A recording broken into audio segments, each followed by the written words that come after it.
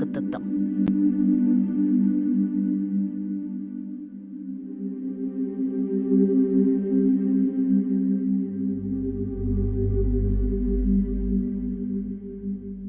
இயேசு அவர்களை பார்த்து, மனுஷரால் இது கூடாததுதான், தேவனால் இது கூடாததல்ல. தேவனாலே எல்லாம் கூடும் என்றார். நம்பிக்கை, ஊக்கம் மற்றும் கர்த்தரின் எல்லையற்ற வல்லமை மற்றும் இறையாண்மை பற்றிய சக்தி வாய்ந்த நினைவூட்டல் ஆகியவற்றை வழங்கும் இயேசுவின் ஆழமான கூற்று இதில் உள்ளது. மனித திறனின் வரம்புகள்.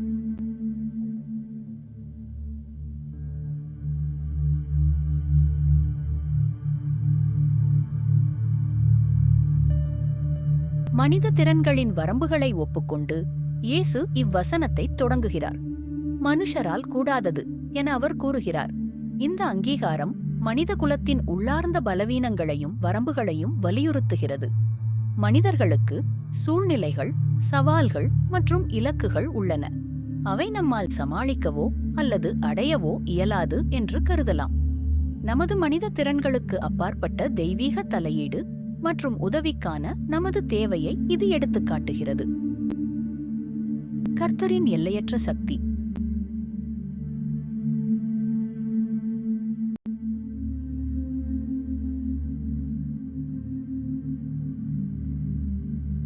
இயேசு மனித வரம்புகளை கர்த்தரின் வரம்பற்ற சக்தியுடன் வேறுபடுத்துகிறார். தேவனால் இது கூடாததல்ல, தேவனாலே எல்லாம் கூடும் என அறிவிக்கிறார். இந்த அறிக்கை கர்த்தரின் சர்வ வல்லமையையும் இறையாண்மையையும் வெளிப்படுத்துகிறது. கர்த்தர் அனைத்தையும் அவரது முழுமையான விருப்பத்திற்கும் நோக்கத்திற்கும் ஏற்ப சாதிக்க முடியும். இந்த சூழலில் செல்வந்தர்கள் கர்த்தருடைய ராஜ்யத்தில் நுழைவதில் உள்ள சிரமத்தை பற்றிய அவருடைய போதனைகளைக் கண்டு சீஷர்கள் ஆச்சரியமடைந்ததற்கு பதிலளிக்கும் விதமாக இயேசு இவ்வாறு கூறினார்.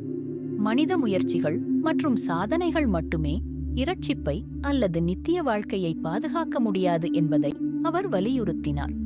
கர்த்தரின் கிருபையினாலும் இரக்கத்தினாலும் பரிசுத்த ஆவியின் செயல்களினாலும் மட்டுமே எவரும் இரட்சிக்கப்பட முடியும்.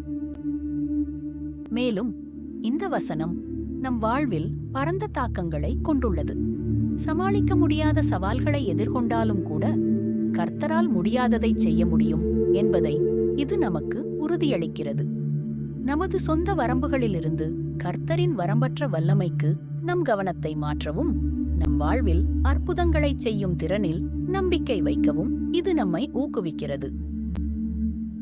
ஆன்மீக அர்த்தத்தில் மார்க்கு 10:27 இரட்சிப்பு என்பது நமது சொந்த முயற்சிகள் அல்லது தகுதிகளை சார்ந்தது அல்ல, மாறாக கர்த்தரின் கிருபை மற்றும் இயேசு கிறிஸ்துவின் இரட்சிப்பு வேலையைச் சார்ந்தது என்பதை நினைவூட்டுகிறது. நல்ல செயல்கள் அல்லது மனித சாதனைகள் மூலம் நம் இரட்சிப்பை பெற முடியாது என்பதை நினைவூட்டுகிறது. மாறாக நாம் மனத்தாழ்மையுடன் கர்த்தரின் கருணையை நம்பி நம் வாழ்க்கையை அவரிடம் ஒப்படைக்க வேண்டும். நடைமுறை அர்த்தத்தில் இந்த வசனம் நம் வாழ்வின் ஒவ்வொரு அம்சத்தையும் விசுவாசத்துடனும் அணுக ஊக்குவிக்கிறது. நம் சந்தேகங்கள், அச்சங்கள் மற்றும் வரம்புகளை அவரிடம் ஒப்படைப்பது நமக்கு சவால் விடுகிறது. நாம் எதிர்கொள்ளக்கூடிய எந்தவொரு தடையையும் சவாலையும் அவர் சமாளிக்க முடியும் என்பதை அறிந்திருக்கிறார். சூழ்நிலைகள் சாத்தியமற்றதாக தோன்றினாலும் அவருடைய வழிகாட்டுதலை தேடவும், அவருடைய பலத்தை நம்பவும், அவருடைய வாக்குறுதிகளை நம்பவும் அது நம்மை அழைக்கிறது. இவ்வசனத்திலிருந்து எமது வாழ்வில் நாம் சேர்த்துக்கொள்ள வேண்டியவை: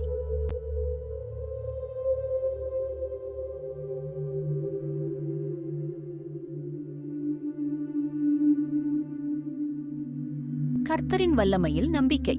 இந்த வசனம் கர்த்தரின் வல்லமையில் ஆழ்ந்த நம்பிக்கையை வளர்க்க நம்மை அழைக்கிறது. நம்முடைய வரம்புகளுக்கு அப்பால் பார்க்கவும், எல்லாவற்றையும் சாத்தியமாக்க வல்லவரை நம்பவும் நம்மை ஊக்குவிக்கிறது. சவாலான சூழ்நிலைகளில் நம்பிக்கை. கடினமான சவால்களை எதிர்கொள்ளும்போது கர்த்தரின் சாத்தியக்கூறுகள் மனித கட்டுப்பாடுகளால் கட்டுப்படுத்தப்படவில்லை என்ற உறுதியில் நாம் ஆறுதலையும் நம்பிக்கையையும் காணலாம். அவர் மிகவும் கடினமான சூழ்நிலைகளில் மாற்றத்தை கொண்டு வருபவர். கர்த்தரின் விருப்பத்திற்கு சரணடைதல். கர்த்தரின் எல்லையற்ற சக்தியை அங்கீகரிப்பது, நமது திட்டங்களையும் விருப்பங்களையும் அவரது இறையாண்மைக்கு ஒப்புக்கொடுக்க நம்மை அழைக்கிறது. அவருடைய வழிகாட்டுதலை பெறவும், அவருடைய சாத்தியக்கூறுகள் நம் புரிதலை விட அதிகமாக இருப்பதாக நம்பவும் நம்மை தூண்டுகிறது. பிரார்த்தனை மற்றும் கர்த்தரில் சார்ந்து இருத்தல். நம் ஜெபங்களில் சாத்தியமற்றது எதையும் செய்யவல்ல கர்த்தரை நம்பிக்கையுடன் அணுகலாம்.